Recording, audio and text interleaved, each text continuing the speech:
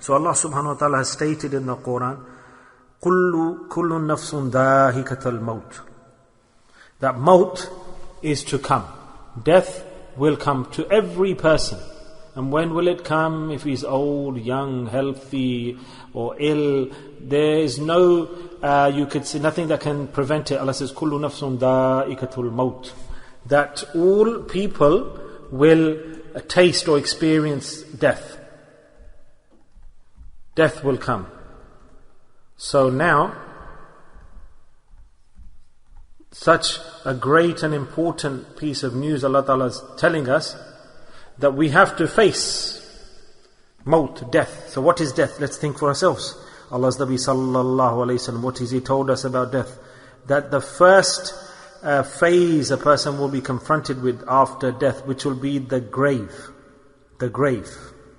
Allah's Nabi sallallahu alayhi wasallam stated that no phase have I seen more than the grave, which is, you could say, scary or something to be afraid of. That the blessed eyes of the Prophet ﷺ saw what things? He saw the heavens and hell, and he wandered around, mashallah, in paradise. He saw everything, all the scenes, and he sallallahu alaihi wasallam is telling us that I have not seen any more scene more severe, more challenging than the grave. The grave, I have not seen any place more fearful or a place of fear than the grave. As Aisha Siddiqa radiallahu ta'ala stated that the Holy Prophet sallallahu alaihi wasallam after every salah would seek protection, refuge from the grave, such a dangerous and severe place. Allah said, kullu nafsin dha'ikatul maut. Allah says that every human being is bound to taste death.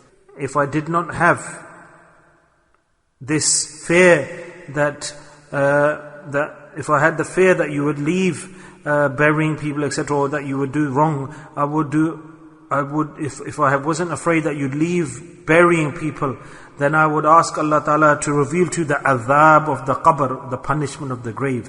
Rasulullah said, I know if you were to hear the punishment of the grave, you'd be so scared that you'd leave burying your dead, your deceased. That's such a place, imagine. Nabi Sallallahu Alaihi Wasallam stated that the insan, when he is lowered into his grave, then the first thing that happens is that it's so severe that he is squeezed, that his ribs overlap. They take place of each other on the other side. Now, so this is the most important thing. That the sins that we are committing in our lives, what will be the consequences? They will be shown in the grave, lying. Nobody will ask here. Where will it come out? In the grave, the consequence will come. If you're doing dhulm, oppressing somebody, you are committing excess, consuming somebody's haqq, or you're enemy with somebody, unlawful enmity, or you're pestering somebody, you're criticizing somebody, or you're hating somebody, you dislike somebody, okay, fine, you can do that here, carry on doing that. But the result of that will come out where? Allah's Nabi Sallallahu Alaihi Wasallam said, the result of these sins will be demonstrated in the grave. He recited the hadith.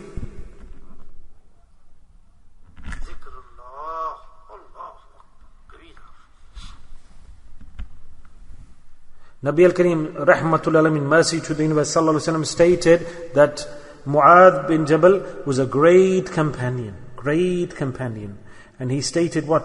That Allah's dhikr, sallallahu alaihi wasallam, said that there's no greater deed than the dhikr of Allah that can save a person from the punishment of the grave. Subhanallah. Rasulullah sallallahu alaihi wasallam said, there's no deed that can save a person more from the adhab of the grave than dhikr of Allah. That grave we're speaking about. And Allah's Nabi sallallahu alaihi wasallam stated that to be saved from the grave's punishments, there's no deed more powerful than the dhikr of Allah that can save us from the punishment of the grave. Subhanallah. Say Subhanallah, Subhanallah. Tell me,